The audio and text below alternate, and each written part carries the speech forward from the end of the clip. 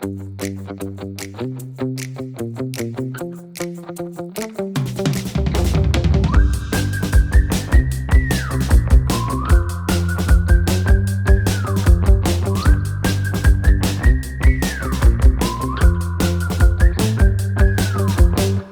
back to What Do You Think of This, where we are revisiting the best things from our past to let you know whether they're the best things for your future. That's right. I'm Jeff Abiad. This is Josue Escobar. Hello, everybody.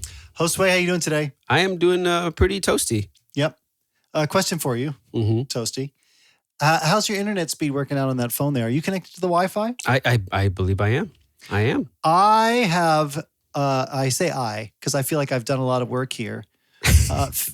Done a lot of work to fix the Wi-Fi in this house/studio. More work than our friends at Verizon? Yes, most definitely. Yeah. I have talked to somewhere between 6 to 8 different online chat agents. I've had a technician at my house. I've had my router replaced 3 times and an additional 2 extenders. That's crazy. They're trying to figure out why the internet speed is not working. And the most honest recommendations I ever get from these people are usually like, other people make routers. You might just want to look. And I'm like, other people. You're supposed to be providing me internet service. Every time I log into my account, it's like, thank you for being a loyal customer for over 11 years. And I'm like, you know that little meme or that little clip of the episode from Parks and Recreation with Ron Swanson when he goes to like Home Depot or Lowe's or something like that? Oh, he wants to talk to somebody? And one of the people that works there at Lowe's walks up to him and goes, "Hi, sir, you doing a project?" Whatever. And he just walks right by them saying nothing but, "I know more than you." Yeah. And he just walks away. I feel like that's me when I'm talking to technical people, like all the time. Yeah, and out there. Yeah. And we're getting... And I don't know a lot about IT. I'm not an IT person, but I feel like I've had to learn IT in a certain extent that when it comes to these guys, like installing a router and Wi-Fi, all that kind of stuff, I'm like, just give me the equipment or just provide the service to my house. I've got the rest from here. Don't touch anything. One skill that we have definitely developed is the ability to troubleshoot, which is the whole game. Yeah, exactly. Yeah, and every time I get on and I'm like, just before you say anything, I have restarted everything. I have hard reset everything. I have changed the network name back to the original. I've kicked off all of my devices and I've reset them. I go through this whole litany of things. Like I've done it all, right? And I'm on chat. Like this is not working. You can't call. You're chatting. I don't mind. I know that everything's turned into chat now. I'm doing my other work. The chat window is open. I hope you guys can identify with this. 2 hours. 2 hours. And I get kicked from agent to agent. And every time they're like, well, I'm going to have to bring in, they say, somebody from customer service, or I'm going to have to bring in somebody from technical support, but I'll be on the thing and I'll inform them of what's going on. And every single time it's a brand new person from whatever department that's like, "Hey, Jeffrey, nice to meet you. I'm so-and-so. What's your problem?" And I'm like, is it not? Have you seen the transcript? The other person's long gone. And I have to re-explain it or they'll read it. And then I have the whole thing over again. And I was a couple agents in before the guy finally, sorry, this is going to get, we're going to have to edit this. Pet peeves again. He finally, the second or third guy sends me he's like, "I'm sending you a new router, blah, blah, blah. Like, well, can you send an updated extender? I think that's the problem. It's not, the router seems to be fine." So, okay, I get 2 agents after that. And then the person trying to process that request is like, "Oh, I'm sorry. You've already got an open order because we're shipping you a new router." Oh, yeah, that's right. And I'm like, that was 30 minutes ago, this other guy, and I'm still on this chat. They've replaced...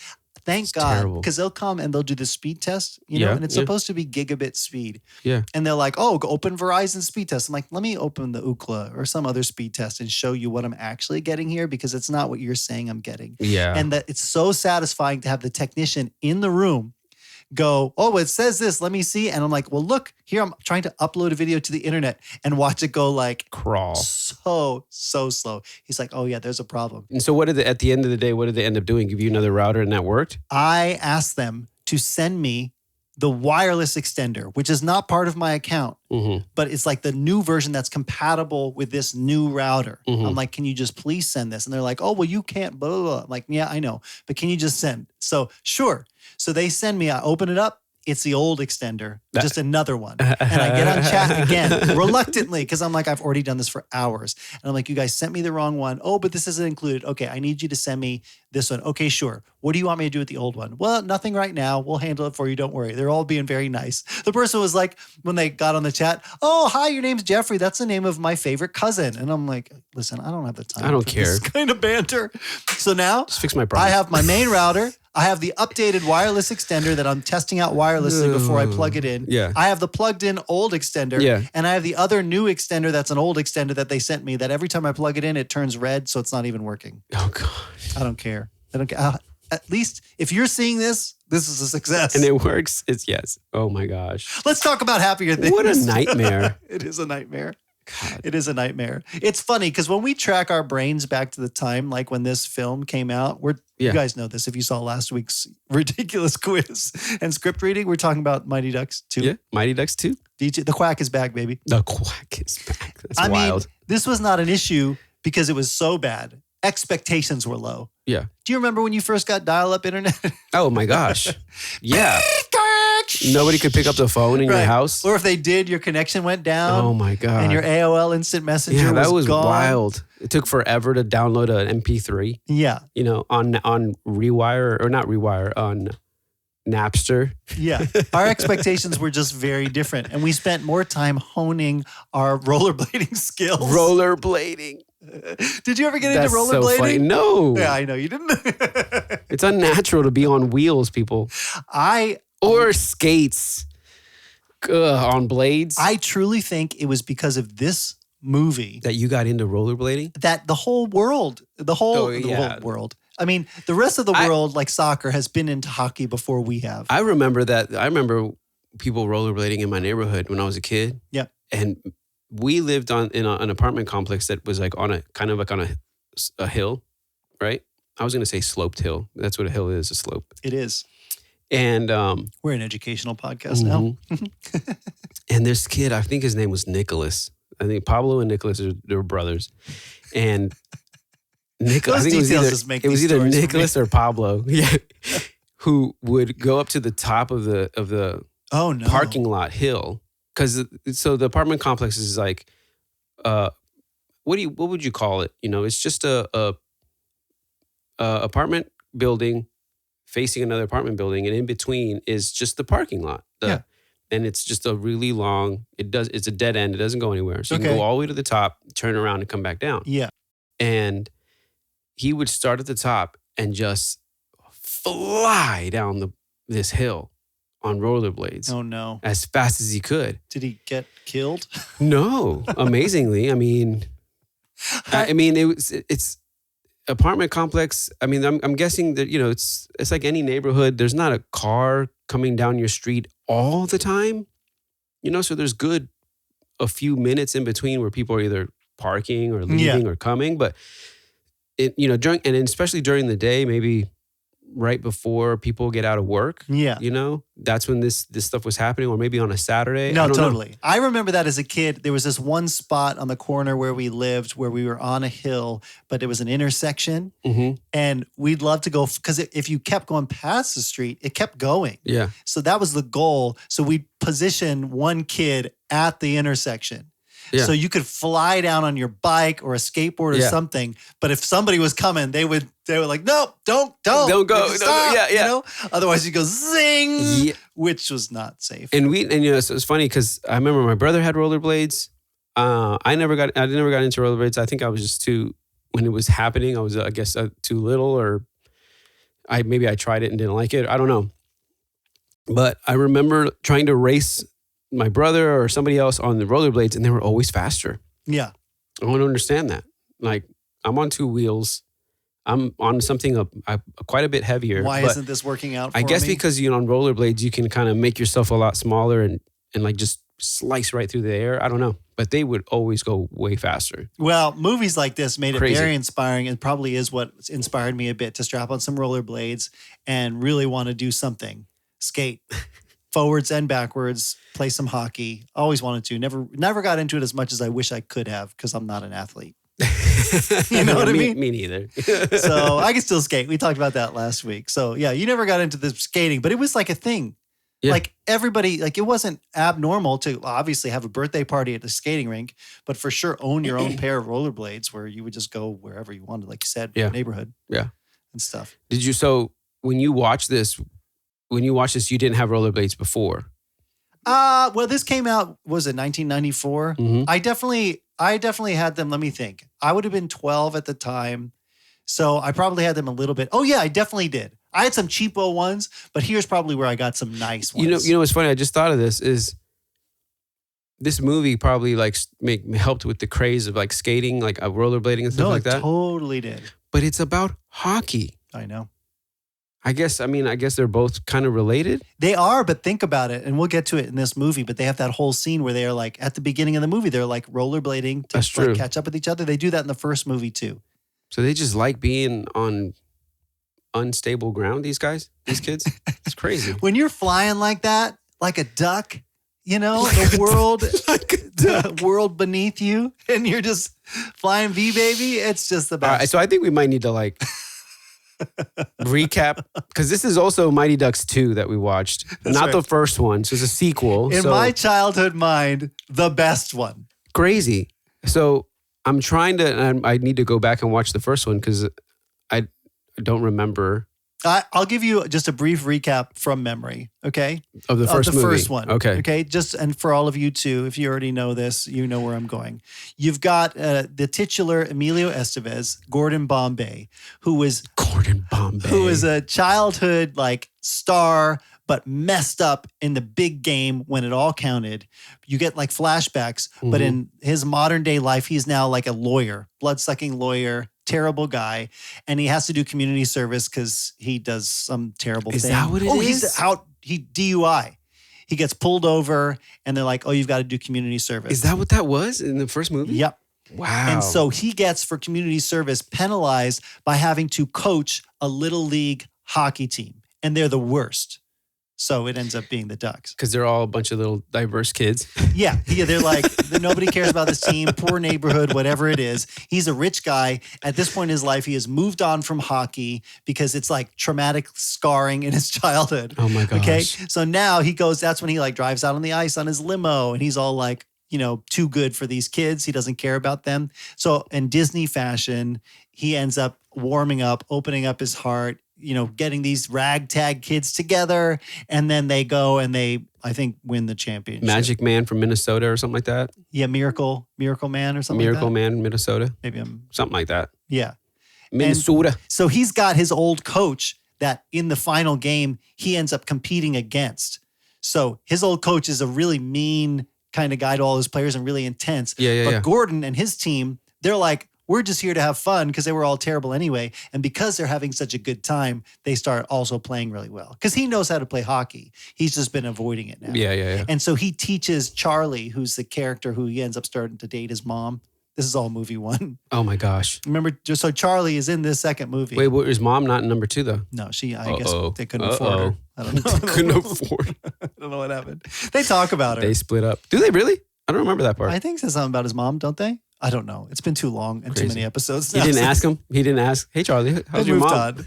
Just like the guy, because remember the guy who owns the skating shop? Yeah. Is a different guy in the second movie. Oh, really? He says it. There's a line where he's like, oh, my brother so-and-so is overseas.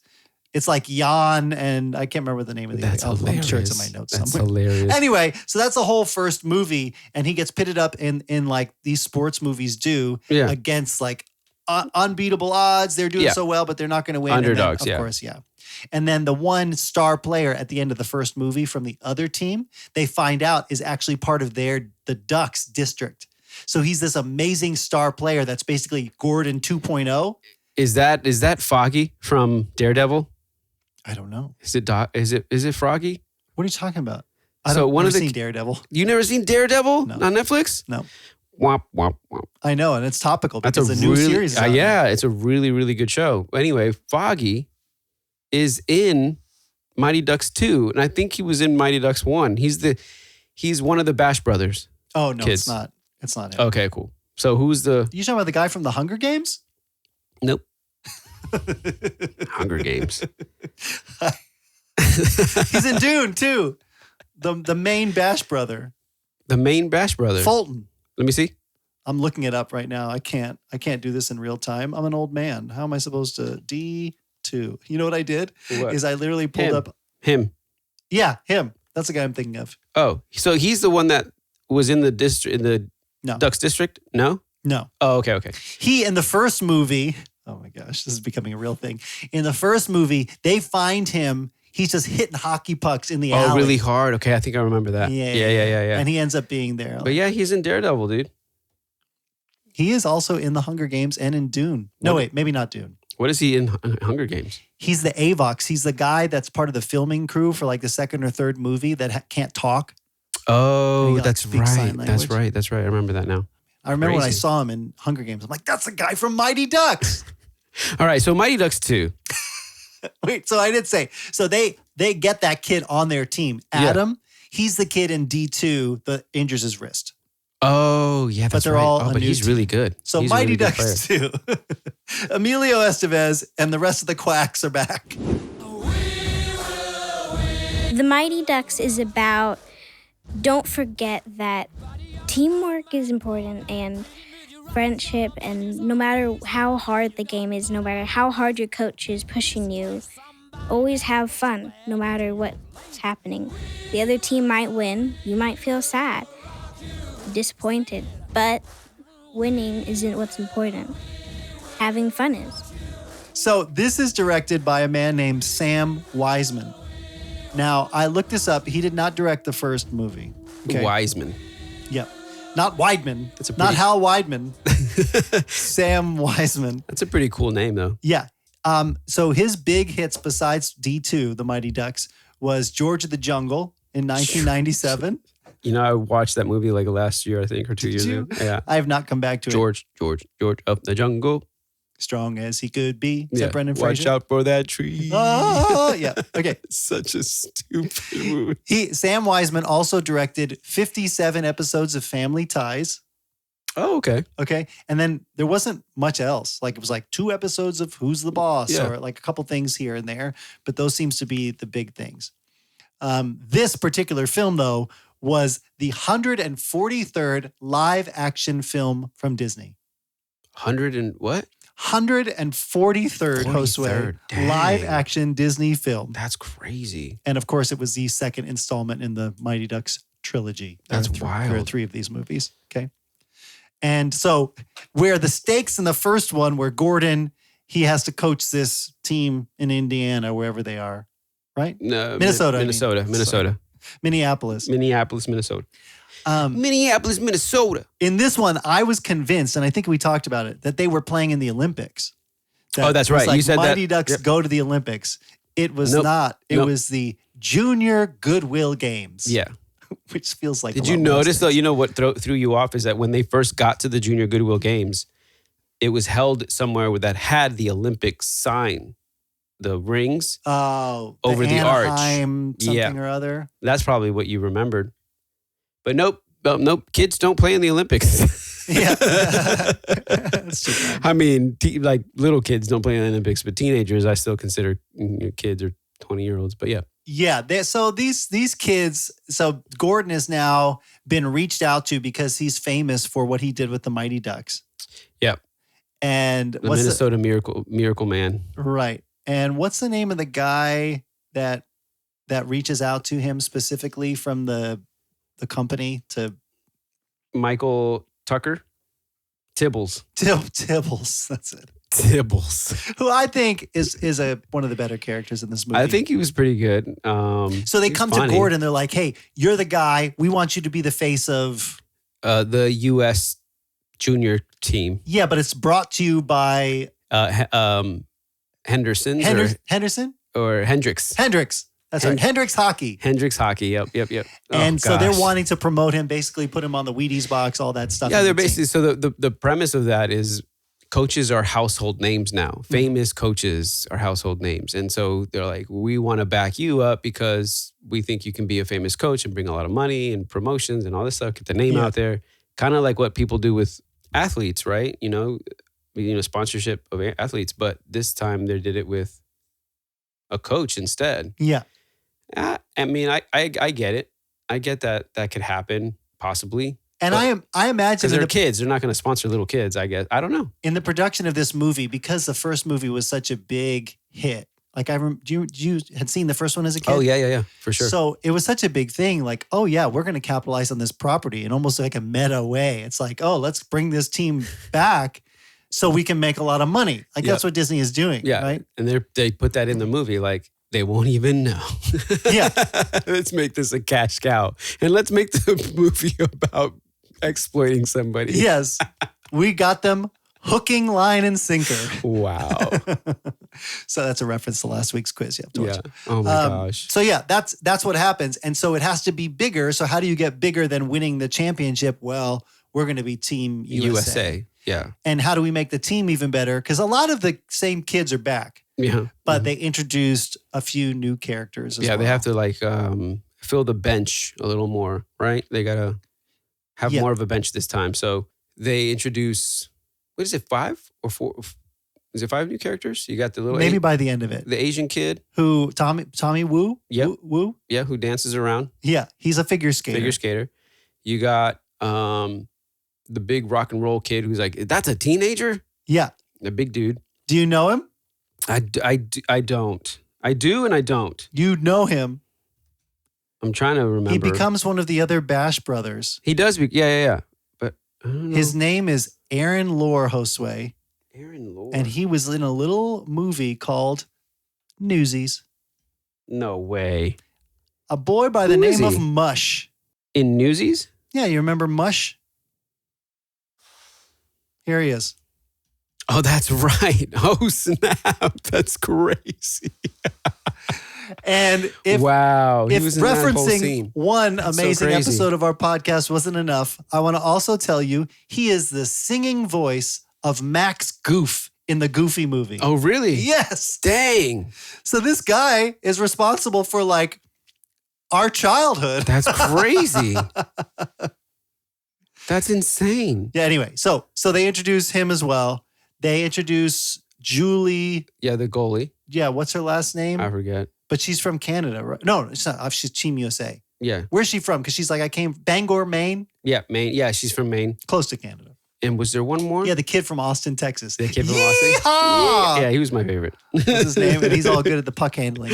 And then we won't say. Oh, no. Then there's the Luis, the kid. Oh, that's right. From the Sandlot. Yeah. He can't stop. He's really fast, but he can't stop. So five kids. Which was a funny addition, too, because his character in The Sandlot is so untouchable. And in this movie, he's a real goofball. Yeah, for sure. But that was really interesting. You know, one of the things that I don't understand or don't know is they've got 2 girls on the hockey team. Yeah. With boys. Yeah. Did you notice any other girl in any of the other hockey teams? No. Any other teams? Well, if they're getting sexually harassed like Julie was the 5 seconds she was in the game by Team Iceland, like no wonder. Why was that? Was that a thing back then? Were they letting girls play in hockey? I have no idea. I don't even know. We should have added that to our rule segment. Because that doesn't happen now. A rule segment. If there wasn't, I don't know. I have no idea. That threw me off. The whole emphasis of this movie, though, is that the sponsorship changes Gordon's motivation for coaching the hockey team. Yeah, because he was basically brings him back to being like he was in the first movie. Yeah, like a lawyer. It's like he cares. It's just toxic. Yeah, like the money's toxic, and it changes the way he does things. Yep, and the kids see it and don't like it, and they don't respond well to it. No, of course not. No. And one other addition to this movie is this like pseudo love interest for Gordon, which is Miss McKay. Yeah, that was really odd. The tutor. Yeah, the tutor for the student. Because the kids. I didn't even get a sense, watching this movie, where they were training, where they went, how long it was, any of that. So she's their tutor, teaching them about how the Greeks competed, or what they're by the lake talking about whatever. Yeah. Like, we don't want to do They're class. in California. Yeah, that whole time? Yeah, they went to California. They flew to California for the actual games. And so, she's maybe the worst actor in this movie. I mean, yeah. That wasn't too hard to be the worst. Okay, just to let the cat just peek out of the bag here. Mm-hmm. I was definitely coming to this with some very rose-colored glasses. Were you really? I remembered this movie being the best thing.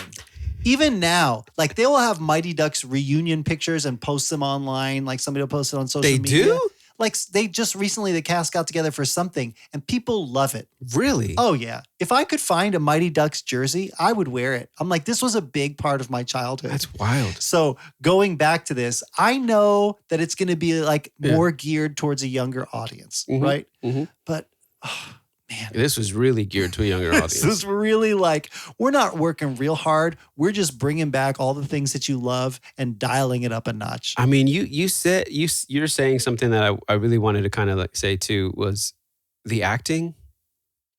I mean, she whatever the tutor, her acting was definitely pretty low, but man, she wasn't that far down as far as like, let's say if you were ranking it.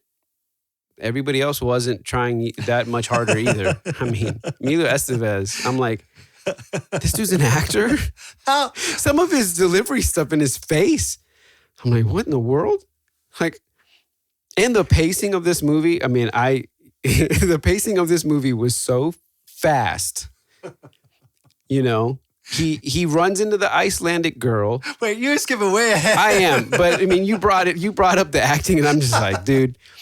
Some of the kids did a way better acting. I mean, you've got one of my favorite that's in here is Kenan Thompson. I had forgotten, and I know this very well. And if I would have thought about it, I would have remembered. But he popped up, and I'm like, and my kids are like, "Oh, it's Kenan," because we've seen SNL, which he is now. But I can't believe that. I want to, man. If I ever meet that guy, and be like, "Yo, do you really know how to skate?" I'm sure he gets it all the time, still. Because this was a big It's knuckle deal. puck time. It's knuckle puck time, baby. So he's like the additional player that they don't introduce till the end. Yeah, but so anyway, his acting was better than the adults. Is Emilio Estevez in anything where he's... Because I was watching him thinking the trajectory of his family, like his Martin Sheen. Yeah, right? yeah. Charlie Sheen, who did some comedic stuff, but also some serious stuff. I was thinking about Three Musketeers as well. I don't know where that lands. But Emilio Estevez, I know him. I think he's a much better actor now, or his face has grown into his acting, I think, or something. Because he was in a movie where he plays like some president or somebody in politics or something like that. And I seem to remember like the more serious type of thing is a better vibe for him than, you know, I'm gonna coach hockey, these kids. Like what? I mean his face, I can't even do it. But I'm like, yo, your acting sucks, homie. I couldn't buy it. I couldn't buy his acting. I'm like, dude. The ice cream, when he was eating ice cream with the girl, he doesn't take a bite at all. And it's like goes to his mouth. It doesn't go anywhere. Goes to his mouth. Doesn't go anywhere. I'm like, yo, what in the world? It's probably part of his writer. I mean, I'm being harsh on it, but it was definitely not how I remembered it. I will say that, yeah. And I want to say the first one was better, but I honestly don't remember. I don't remember either. Except I know I watched it with my kids fairly recently because there's not only 1, 2, and 3, and I remember 3 being like they go to college. I never watched 3. And the stakes really lowered back again. And then there was a recent TV series. What? Yeah. Oh my gosh. Lorelai Gilmore is in it. Oh gosh. And anyway, doesn't matter. We're not talking about that today. Let things die, people. You can't, because this property is gold. Like how? It is okay, not just the rollerblading skating thing. And because hockey is not big everywhere in the US, but I think you can get behind it because it's like an aggressive sport. Yeah. And with like these sports movies, how many of these movies are there where it's this inspiring story, you know? The Ladybugs. No respect at all. I'm not going to say on the better end, the Rocky movies. I guess so. I mean, I guess, yeah, on the better end of it, yeah, I think it's okay. The trope of the underdog rising to then defeat, spoiler, the opponent. Yeah. It's definitely one of those, I could see where everything was going. Totally. I wasn't surprised by any plot turn or anything like that. There was no, oh, here we go. He's gonna be taken by the fame of it all and and the money, and it's going to turn him a certain way, and it's not going to go well. They're going to lose. They're going to go wham, wham. And like, we want our old coach back. And he does. He repents and he comes back and he's better than ever and he's fun again. And it's inspiring. And the team does a good job. And then the last game, it's going to end in a tie. And then what happens? They have to do a penalty and then they win. It's like super duper saw it coming. That last period, though, of hockey was the most insanely we'll talk about like the crazy breaking the rules things, but just like the the turn of events that happened in just that one period is just ridiculous. Yeah, I love how like in the first movie, the flying V was like the big reveal of how their secret weapon. Yeah, right? Flying V. And they do it once in this movie and it's super successful. It works. They score goal. They score like 12 goals against like Trinidad. And I love how when they score one goal, Trinidad and Tobago fans are like, with their tie-dye. It was just not culturally offensive. Exactly. Yeah. And they've got what is it? The drum, the steel drum. The steel drums. Yeah, sorry, but you were saying about So yeah, anyway, what was I saying? No, you were talking about this the dramatic goal scoring at the end where the flying V was this big thing and they used it once in the movie. It worked out really well. And then they're playing against Iceland again, where they're playing Iceland for the first time and they're like, we need to do the flying V. That's going to work. And they execute it and it doesn't work. Okay, I will say on paper, this makes sense. I'm not saying I liked. I don't even know adding the characters. Like I get, we're gonna bring the team back. I can feel this in a pitch meeting, and we're gonna bring in new players. We're gonna raise the stakes so they're Team USA. Yeah. Let's not talk about how we're gonna assemble them all with a duck call. That's so okay. And we're gonna nod on all the things people loved about the first one, but we're bringing a new opponent. And this opponent is going to be even bigger and badder, right? And so everything's all fun and games, and Gordon's coaching this team, and now they're in Malibu, and he's going to make lots of money, but introduce Team Iceland, the Vikings. The Vikings.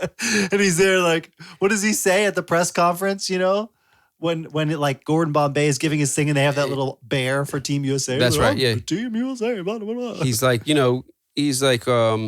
we're ready to win or something like that. I don't know. You're going down, Gordon. Yeah. He's like, what's really going to happen is you're going to lose. You're going to, whatever. So, he's so super menacing. So you have the Team USA just killing it because they're beating Trinidad and Germany by and all these by double digits.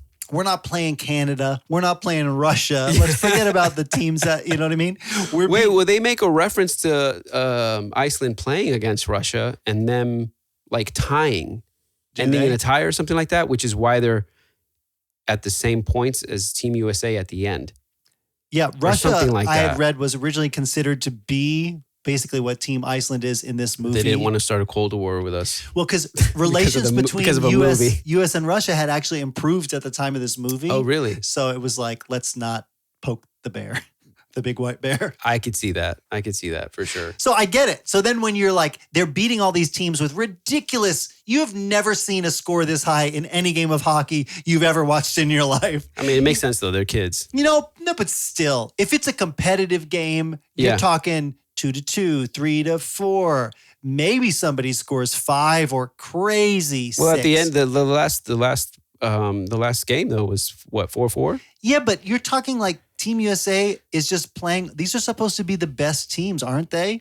And they're like 11-0, 14-2. We don't know. I mean, this is what's it called? The Junior Goodwill. Somebody didn't have much goodwill after these games. Yep, Goodwill games. So not anyway, the Olympics. You get it. And so they set this Team Iceland opponent up as like a big bad, whatever. And they're like assaulting every player. They're breaking all the rules. It's like, not only is Team USA getting called on every stupid penalty in this game. That's true. Like things just aren't working out for them. But Iceland is like, we're going to literally break your wrist. Oh, dude, and not even barely get called for it. Yeah, he gets two minutes. 2 minutes. He would have been, let me pull out I wanted to come back to this after last week and just point out a couple of rule infractions that happened over the course of this game. Can we talk about this?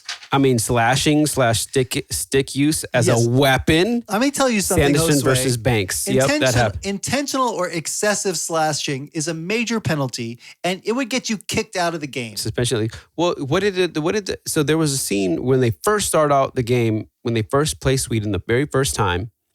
Iceland. And one of their players gets kicked out immediately for like not knowing who's beside him. Yeah, and he knocks the referee out, and the referee's like, "You're out. You're out of the game." He's like, "What?" Yep. And I will tell you, it is against the rules to like strike, do anything to the referee. Like that is a big penalty they will call. But that was an accident. I know. And he's in the room smashing everything he can smash. That kid was not a teenager then. He must have been 20 years old. But Team Iceland, man. Team Iceland, they were all 30s. They were all in their 30s. Okay, not only that, okay, so slashing is a big deal. Eligibility issues. So mid-tournament additions or ineligible players would require like a ridiculous amount of approval and paperwork, and yet when Adam gets slashed and his arm is broken, they're like, his wrist. Yeah. Well, have you seen any kids playing hockey around? What about this Russ guy, Keenan Thompson, and his brothers? Which is honestly like, talk about nostalgia points. Them on the hockey rink with Womp, there it is. You know? Yeah, that it is. Boom, shakalaka, shakalaka. Yeah, and they're all, because Team USA is messed up, right? Gordon's off making money and meeting Shaquille O'Neal, or what was it? Kareem Olajuwon. Kareem Abdul-Jabbar. Yeah. Kareem Abdul. The whole thing. I'm like to my kids, I'm like, do you know this? Do you know who that is? Do you know who that is? Okay, no. Wayne Gretzky he appeared in this too. movie too. Yeah. So all that stuff. And so these kids on the street, these punk kids are like, what's up, Team USA? Why don't you represent us well? And they're like, hey, we'll challenge you to a hockey game. Yep. So they go and they play them and they get pummeled by these kids who then proceed. No, do they get pummeled, or they learn a little? They learn a little something. These movies love a good montage. Yeah, they really you know, whether it's skating at the beginning, training, whatever, winning a game, or right here where it's like, well, there it is. And then they get like, when you get in a fight, you gloves, what is he? Oh, yeah, that's right. Stick, gloves, and shirt. Then pull his shirt. Yeah, that's right. I remember that. I remember that as a kid too, that scene. I think that was probably the best scene of the movie. The music. And let me tell you, the music definitely helps a lot. When you put good music into a scene and you do a good job with party people, it actually works. You got really Womp, well. There It Is. You got 2 Queen songs in this. That's true. This may be the first time most children my age at the time were ever exposed to "We Will Rock You" or "We Will Quack You" or "We Are the Champions." Yeah, at the end. Yeah, that's what I mean. They're intentionally like doing a couple things that are really, I get why it grabbed everybody, Yeah, for sure. But man, okay, let me tell you another rule. You cannot change out your goalie in the middle of a shootout. That is not allowed. And certainly, even for Pee Wee, is this still considered Pee Wee, or this is youth? This is youth. Most leagues, including youth hockey, that would never ever be allowed. And that's like one of the biggest plot things. Like everything in that final period that I was telling you about is like, how can we make this the most satisfying conclusion? Let's just have everybody get their chance. Yep. Luis finally stops. Yeah, exactly. Our cowboy learns how to be a team player. Yep. They get a sense for Keenan's knuckle puck. So instead, he's going to dress up like the goalie and wear somebody else's uniform, not allowed. Yeah. And then he's going to pull his helmet off and take the time to be like, it's knuckle puck time, baby. And all those poor Icelandic jerks are like, oh no. Yeah, exactly. Yeah. Why not just stand in front of it? I can't. That's the other thing that rules. It's like it doesn't matter. That's the other thing that I don't understand about hockey. Let me explain it to you. Ask your questions. Well, not that I don't understand about hockey. It's just shots from that far away are pretty difficult. I'm sure they're really, really difficult. You have a lot of skill to do it. But your goal is no bigger than the person's body, even with all the pads on. So I also feel like it's really easy as a goalie to stop one of those? No, man. I don't know. You can't keep track of it. It's going like this and spinning. Well, that's impossible. That's a movie trope. But I mean, like, just hit it. I mean, how fast do those things go? I mean, a slap shot up to the 90s. A knuckle puck, not so much. 90s. So that's really fast. But if it's from far out and you know it's coming, wouldn't you just make your body as big as possible? Because, I mean, it's a really small goal. Yeah. But I mean, I guess, yeah. You need to watch a couple of hockey games. We need to go to a hockey game. Sure. I'm just saying, it was very interesting to me to see the very last part. You know, they swap out the goalie, they put the girl in, which was kind of crazy that she's like, hey, coach, when am I going to play? Don't worry. You'll get your chance. You'll get your chance, I'm going to let you play the very last second of the tournament. That's so jacked up. Imagine if she got put in for that and then she missed. She's like, they actually made the goal and then she's responsible for the whole them losing. Yeah. That's the end of her career. Yeah. Crazy. So that's what Disney does though for movies, right? It's like magical. Da, da, da, da, da, da, da. Don't believe a thing you see. Yeah, it's all unbelievable. This is all magic. So you don't do any of this in real life. Regular hockey rules kind of get thrown out the window. Gosh.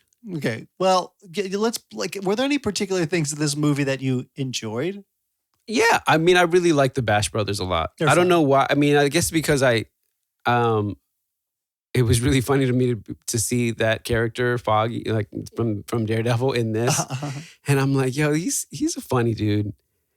It was just something really cool about their camaraderie and being wild and crazy. Even their first night together when Gordon's off doing whatever he is in Malibu, and they're like messing around all the kids, and the two guys are like, hey, how about some tunes to go to sleep by? Yeah. And I forget what song they put on, but it's like rock music to go to sleep. And then later on, they're just both rocking out on their beds. Yeah. I like that a lot. But like I said, my favorite scene was the one where they're on the roof playing with the street kids and stuff like that, whatever. It was like street kids. They weren't street kids. The kids from the neighborhood. Yeah. It was like the feeling of a kid who will never be a rebellious kid, but likes the idea of rebelling, what it would look like. Yeah. That's this. Yeah. It's like, oh man, they're up late at night putting shaving cream in their friend's hand and tickling his nose. Yeah. And I mean, the production value, I will say, I mean, it's not terrible.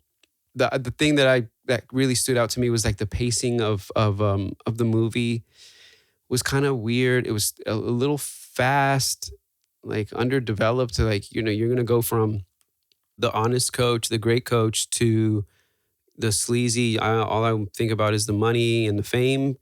Like really quickly, there was just no time for transition. There's no character development really at all. Why? So why did he not show up to the game? I don't know. That was my thing. I'm like, okay, finally he got his talking to, or whatever. Yeah, right. From Jan. Yeah, whatever the guy's name. He comes back to it. He comes back to being okay, I need to fix this. But then he doesn't somehow show up. doesn't make it on time for the game. What was and that's doing? only because they had to pull Coach McKay in. Yeah. Who was he washing the grease out of his hair or something? Must have been. They put that's the other thing too. You mentioned a little bit of it, like the romantic, kind of teasing the romantic relationship between the two of them. There was nothing there. Nothing there. She was a one-dimension character, not that great. I mean, nothing ever happened with the girl from Iceland, the trainer from Iceland. No, but you know they should have kept doing something with that. The one quote that I will always remember from this movie for some reason is Greenland is covered with ice, but Iceland is very nice. Stupid. Remember? Remember that? She said, Gordon's like, oh, I thought Iceland was cold and whatever. They're eating ice cream. But yeah, not eating it. I think it would have been more interesting to in this movie to see him go bad, like go influenced by the money and the fame. And then the trainer from Iceland, who's the enemy supposedly, if they would have gone that direction and maybe she brings him back to the right place. Yeah. That would have been more interesting. Like, oh, she already knows what it's like to be around a dude that's like that because the coach is like that from Iceland. And she tells him like, hey, you're just turning into that guy. If I wanted to be with that guy, I would have stayed with him, but I'm with you. Like, you need to come back to what you were. And then I don't know. It's like there was that would have been a better movie. It's like there was a storyboard. I'm going to write it right now. Of what's a better word for trope? All the tropes, all the things that we love, you know, the underdog, right? Yeah. The funny line, the quirky whatever, the love interest, the pseudo love interest, and all that stuff. put it all on a board, and let's cram as many of those as we can into this movie. Yeah. You know?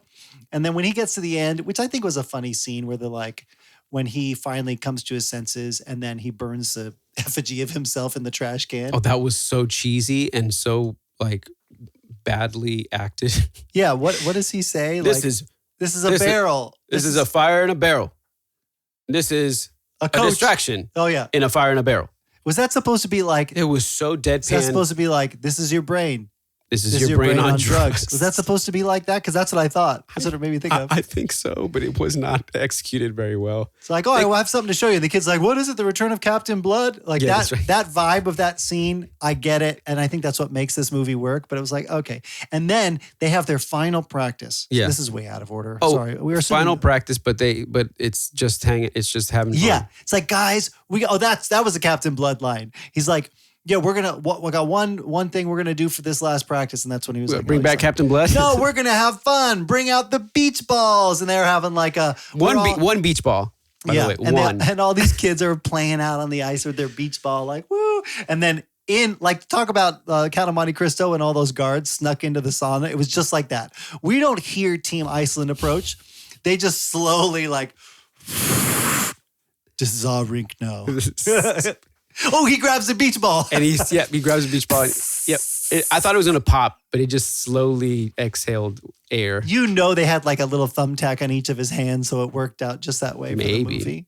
The one thing I do remember thinking is when the hockey players whizzed by the camera, you heard like if they were like a jet plane or something like that going over. I'm like, I didn't quite appreciate Oh, really? I did it. I don't know if I have any qualms with that. I don't know if I don't know why, but I'm just maybe your sound system was better than mine. I wasn't really thinking about that. Yeah, I'm just like, why put this sound in? They're not going that fast. Because it's getting all those junior high dorks like Jeff Abia really excited about skating and hockey. It sounds like a plane landing. Like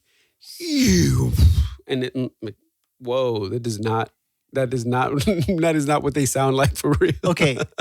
Talk about nostalgic feelings and stuff. You know what this does really well for a kid is it takes all those daydreams that you have and it makes them real. Yeah, I guess so. I mean, my Eva, she loved the team spirit, the uplifting kind of feel of the movie, you know, and the camaraderie. I mean, she liked it. She liked that. She likes that stuff. It's like, imagine, and this is why it works, I think. This is me selling the movie again. Imagine if all those daydreams you had came true. Like I used to, my parents owned a bakery and I would go with them on Saturdays and I would just have to sit there before the existence of iPads or whatever else. And I just spend my time daydreaming. I remember physically and I would just think what if I could fly or what if I could jump or run really, you'd have those thoughts. This movie is that. Like, what if you got the opportunity to be Team USA on a hockey team? And, you know, when the kids are first rollerblading at the start and they're all quacking and then Team USA, we're back, baby. And they all go on a rollerblading excursion and they're through the mall in Minneapolis, isn't the Mall of America or something? It might be there. And they're rollerblading and they're jumping over stuff and they grab that guy's hat. You know? That's right, yeah. It's that's how I pictured when I'm going to start rollerblading so I can do that. Which is impossible. But as a kid, there are no limits. Yeah, that's true. And that's what Disney's tapping into with this. I think so too. Yeah. Your childhood dreams. So what would you say is the biggest takeaway or moral of the story? I think there's a lot. I think there's a lot in here. Yeah. But it's kind of the typical Disney stuff, right? It's do the right thing, have fun, and nobody can stop you. Yeah. I mean, work hard, but also have fun. Mm-hmm. Work together. If you're with together. There's a whole togetherness thing that's better than just trying to do it all your own. Ducks fly together. Yeah. That's what I mean. That was one of the biggest things there at the end. I think there's a lot in there too. I mean, there's little things inside of each of the characters. For example, Charlie, the selflessness of it. Did I say that right? No. Selflessness. There we go. Ding, ding. When the kid with the broken wrist comes back and it works, he's Adam. sorry, man. That delivery of that line, sorry. we already have a full roster. You can't be on the team. And Keenan's there like, okay, I'm off the team. Yeah. But I'm just saying like Emilio Estevez, just the way he read that, it was almost as if he was reading it right off a script. I'm like, okay. But then Charlie is like, you know what? I'm better coach anyway, or something like that. And he's like, yeah, I need you with me coaching. And so he gives his spot to that kid. That's one of those selfless acts that they're trying to kind of portray, you know? Yeah. Charlie was like the hero character of the first movie. He was one of the like linchpin, that kid who ends up being in Dawson's Creek. And I can't remember the actor's name. Yeah. He's like the main guy. In this movie, he's nothing. Yeah, so that's why I think that's why they did that at the end there. And then the other really cool thing too that they the one thing he is whiny. Yeah, the kid who gets his wrist broken, or Adam, he's trying to hide it, and they say that really, really cool part, really touching moment where he talks about his dad, and he says like, my dad, you know, the last thing that he told me before he passed was that how awesome it was to just be with him. Like he was proud of him just because of him, not because of the games he played or games that he won. So he's like, I'm sure your dad feels the same way. So it doesn't matter if you get passed up right now because of the injury or whatever, don't worry. You know, now, you'll have plenty of... I remember his dad from the first movie, and I don't think that's what he's thinking.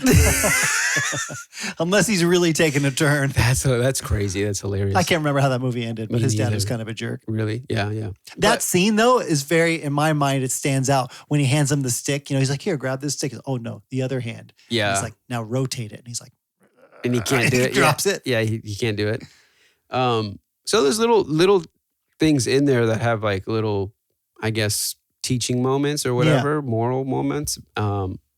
So I appreciate those things, but at the same time, they get lost in all the other stuff you're trying to cram into this movie, which is my biggest problem with this movie, was the pacing of it and just trying to do too much and not really developing well, like your overall, what you're trying to say with the movie. Yeah. You know, and it's a hard one because what you're trying to say with the movie is pretty simplistic in a sense and has been done multiple times. Yeah. So I think they could have gone another direction with the movie. Maybe they focus on a different character, or like I said, if they develop something with the coach and that lady and something happened there and that was the thing. I don't know. They didn't settle on anything. There's just 100 things that they just plugged into this movie.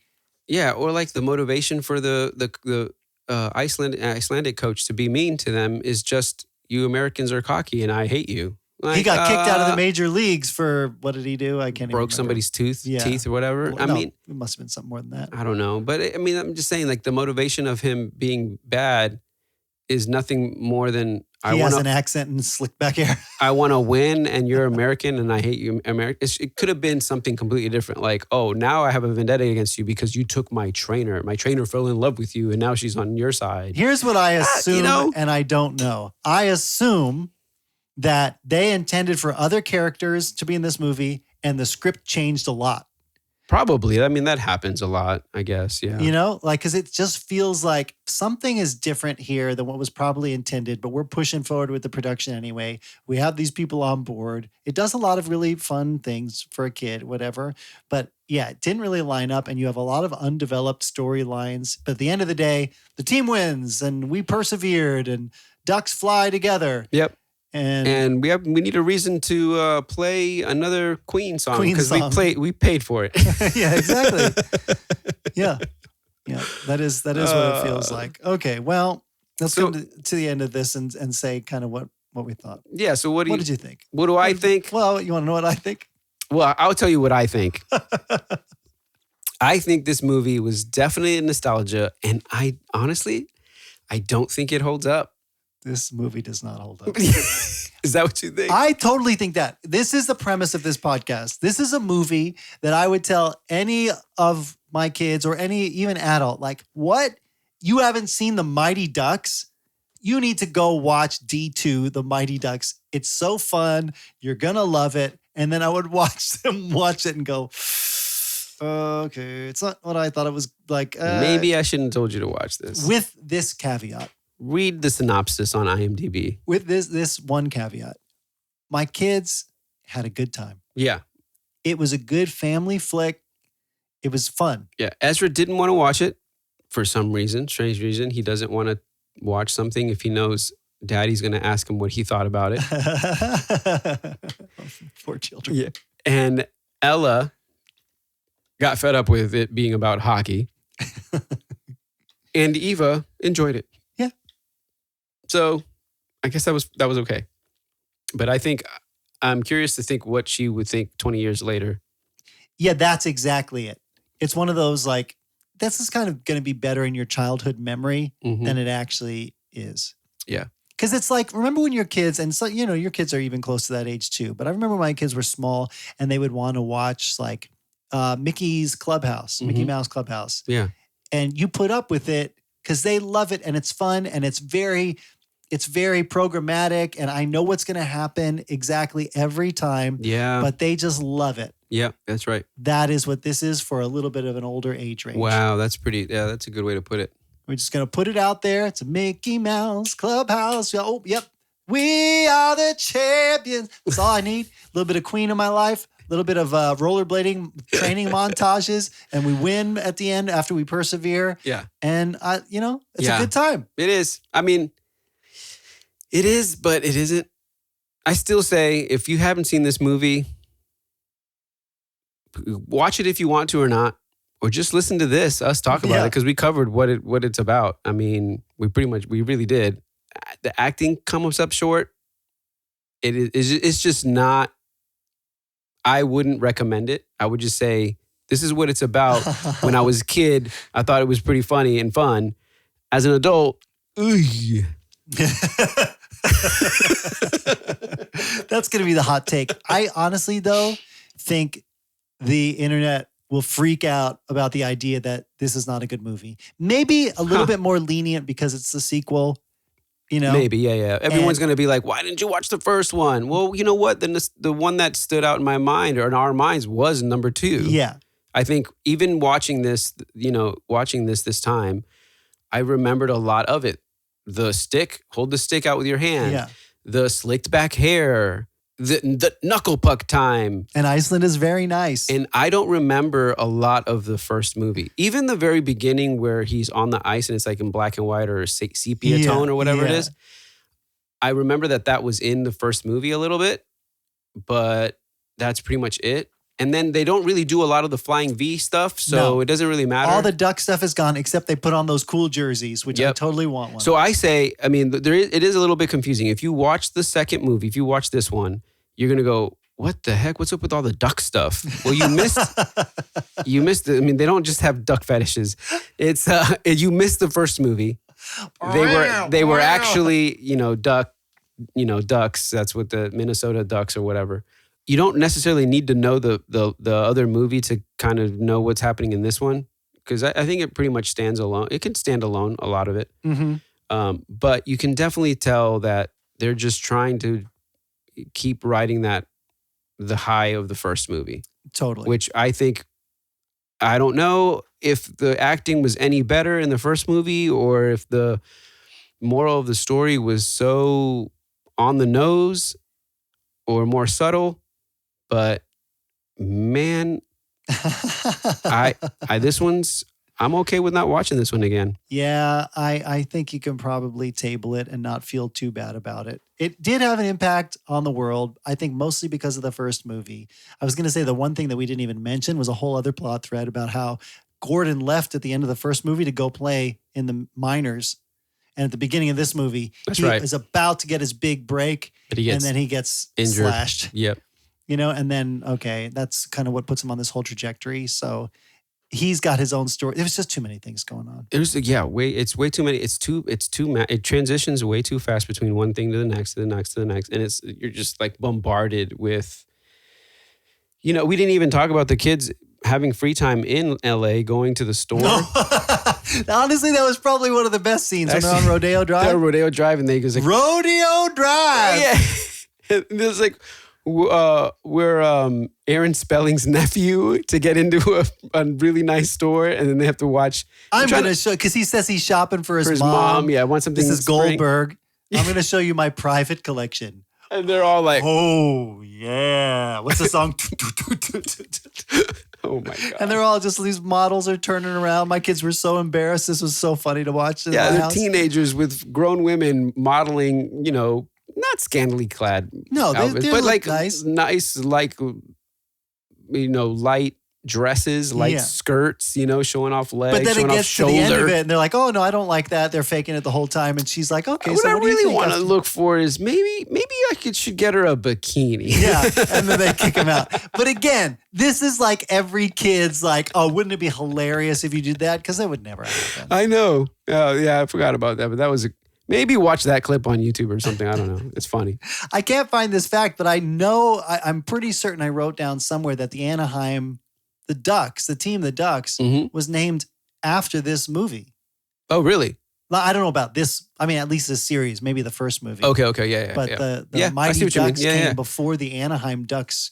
Disney is right there. I think so. I mean, I think you're right, because I remember, I seem to remember as a kid thinking, oh, is there an actual team named the Ducks? And it didn't come until after that. Yeah. It was probably after the first movie. And then, do you remember there was an animated Mighty Ducks series with actual animated ducks playing hockey? Oh, gosh. No, I don't remember. It was one of those things on TV that's like, I guess we're doing this now. I remember Donald Duck. I remember Darkwing Duck. I remember the DuckTales. Woo! Yeah, that was really good. Yeah, I know. This was a lot of duck stuff, man. I bet it's on Disney Plus. And we could watch it, but we're not going to watch it right now. No. All right. Well, let's close this off. Listen, I don't have a closing the loop segment today. All right, on. But first of all, I want people to let us know what they think. Yeah, for sure. Honestly. Let us know what you think of this movie and others if you watched it. Yeah. The best way you can let us know about this movie is if you're on Spotify, scroll to the poll. It's right below the episode, and you can give it a big fat thumbs up or thumbs down. Yeah, hopefully a thumbs up. Is the quack back? What do you mean, hopefully a thumbs up? Thumbs up for this episode. No, the thumbs up or thumbs down is for the media content. Oh, thumbs. Have you been thinking it was about the episode the whole time? No, just now. I was thinking thumbs down for the actual media content. I think we're making this very confusing. Thumbs up for the episode. Yes, if you're on YouTube, it's always a thumbs up. It's always a thumbs up. But if you're on Spotify, it'll say, "Do you think this holds up?" And you can let us know. No, yeah, this one did not hold up. It holds up. But hey, let me know if I'm wrong. Let me know if I'm wrong. I want to know.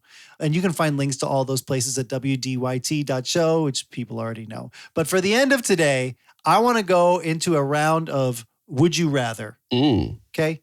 And I have just a few questions. We don't have a whole lot of time today, but I want to ask you a question based on our Monte Cristo episode. Ooh. Now, remember, we discussed the Count of Monte Cristo. I still want to try one of those sandwiches, but I don't know if I can really stomach it. You keep saying that. Deep fried sandwich with cheese, jam. Would you rather be secretly rich, but you can never tell anyone, or spend 10 years in a dungeon, but emerge with unlimited revenge powers? Oof. I mean, that's kind of hard. The secretly rich part is kind of hard, because how do you keep that a secret? You can't roll around in a nice car. You can't own a gigantic house. Yeah, so what's the point? Well, what can you do? Just buy a lot of stocks? Not be in debt like the rest of us? Buy a lot of stocks. Like send your kids to college? Yeah, but then people will be like, wait, I thought you were poor. How'd you send them to college? All 3 of them. Imagine all 4. If you sent every single one of your kids to like a Ivy League, I'd be like, are you secretly rich? You know what I mean? You can't be secretly rich. Do your kids all have private hockey lessons? You can't be secretly rich. I don't think that's possible. Or unless you're like, I don't know, you're like flying to your mansion every day and no one knows it. You have like a fake house, a fake car. And at night you go home to Bangor, Maine with your... It would be more like Miami or something. Jeez. No, you can't have a house in Malibu or Miami. People will know. Well, no, nobody that I know knows. Okay. They're going to find out. If you go rolling around like Monte Cristo with unlimited money, buying whatever house you want. If you could actually if I could actually pull it off, I would rather be secretly rich than 10 years in a dungeon. But unlimited revenge powers. You would go insane. Anybody who irks you, you could just boom, whatever you wanted, just pull it off. No, because it would take some money. No, it's unlimited. So when it comes to revenge, spend all the moolah you want. It's unlimited. Then that means you're rich? No. Only in the case of revenge. Oh my gosh. You have a lot of people you take revenge on? No, I don't think so. I would do the secretly rich. There you go. I said it. Secretly rich. Secretly rich. Are you secretly rich? I mean, I wish I was. Who's to say? Yep. Oh, yeah, it's a secret.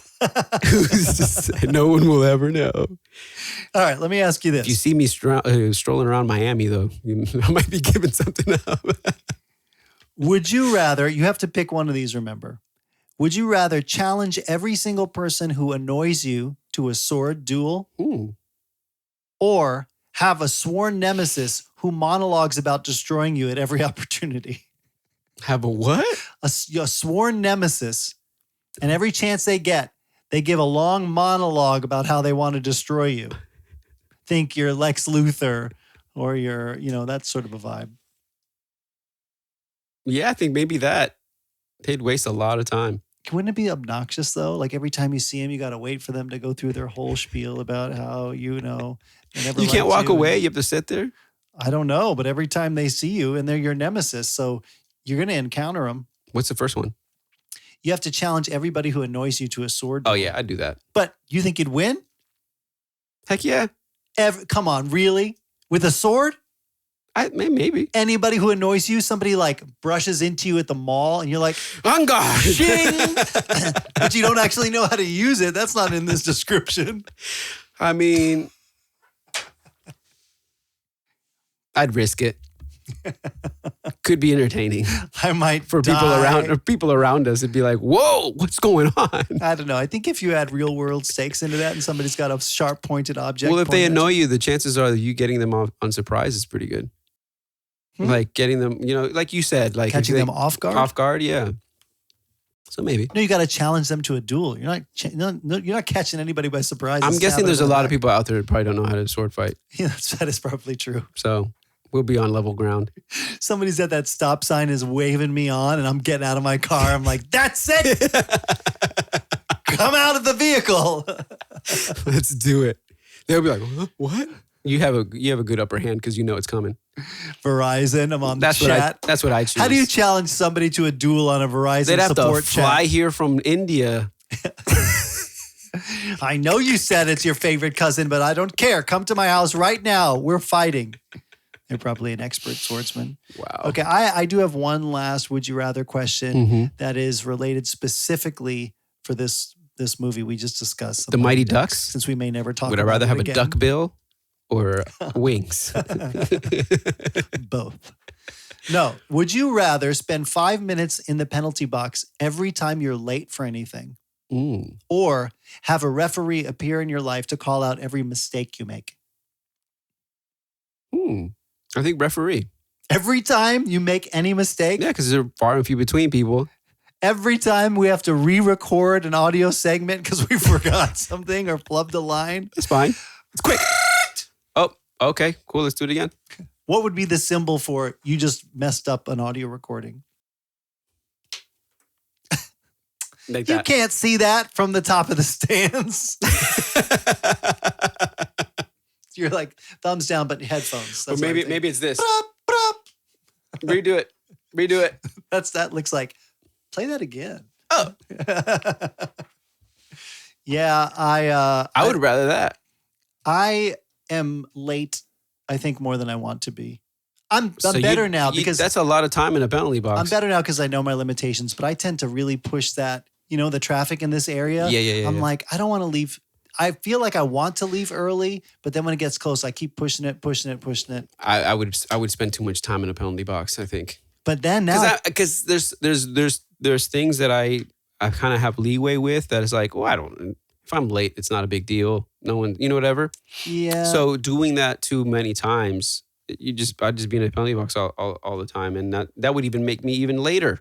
That's true. So no, Not doing that one. I'd rather have a referee say, "Oh, you made a mistake," because they come really few and far between. I'm pretty perfect, people. You're so cocky. You're like Team Iceland. Yeah, here we go. Iceland. I think I'm the other way, because if I was on stage and every time I hit a wrong chord, or somebody's blowing a whistle, well, I can't do that. Nobody got time for that. Well, I mean, like, I think, in all honesty, I mean, yeah, if you make a mistake, what referee's going to take 2 seconds, 3 seconds to tell you made a mistake? Yeah, but that's rather than 5 minutes in a penalty box. I don't know. It's a little intrusive in my lifestyle. I fake my way through a lot of mistakes. Josue. Are they a little referee? Are they like in your pocket? No, full size referee. He just pops out of nowhere, just like a genie with a loud whistle. I don't know about the whistle part. If the whistle wasn't so loud, I'd be okay with it. It's pretty loud. If it's a loud whistle, I don't know, man. I'm already starting to get a little tinnitus, and I don't know if I can handle that. No. It'd have to be a muted whistle. Yeah. I have a story about whistle, but we don't have the time for it. All right. Listen, guys, I want to tell you about what's next, but the way that we're going to find out about that is by you telling us. Yeah. You tell us. You can send your submissions to The Quack is Back, Jack. The Quack is back. wdyt.show. Or if that's too long for you, just send them to ideas@wdyt.show. That's what do you think? I like that. You can send them in the form of an email, a message, or a voice memo is what I would love the most. And as ChatGPT has taught us, if you're running out of ideas, just ask. Just ask ChatGPT. And it'll help you out. And record us just as a little 30-second pitch of why your thing is the best and we should revisit it, because we are back on the nostalgia train and we're hitting it hot. Yeah, we are. And we need something that was better than D2, the Mighty Ducks, to lift us out of this icy scum. For sure we do. Icy scum. I love it. So about those. And in the meantime, please do make sure, if you're on YouTube, to hit that like button, to subscribe to wherever you are listening to this. Yep. And a huge thanks to everybody who has given us a 5-star rating and review. Awesome. Yeah, thank you, everybody. It's super easy to do. And you can even leave your suggestions there. Just 1, 2, 3, 4, 5 stars. And hey, you should watch D3 when they're playing in College League. I would not watch it. No. We got to do it. If people really submitted it, yeah, then fine, we'd have to watch it. This is your chance, everybody, to influence the course of history. If you want us to watch D3, let us know. You can find links to all those spots at wdyt.show. And thanks to everybody who's already suggested and shared. We really appreciate it. Yeah. Thanks so much, guys. And thanks, Josue, for a great conversation. This was pretty good. I'm glad we will be watching something different next time. Right on. Thanks, everybody. We'll see you next time on What Do You Think of This? Peace out.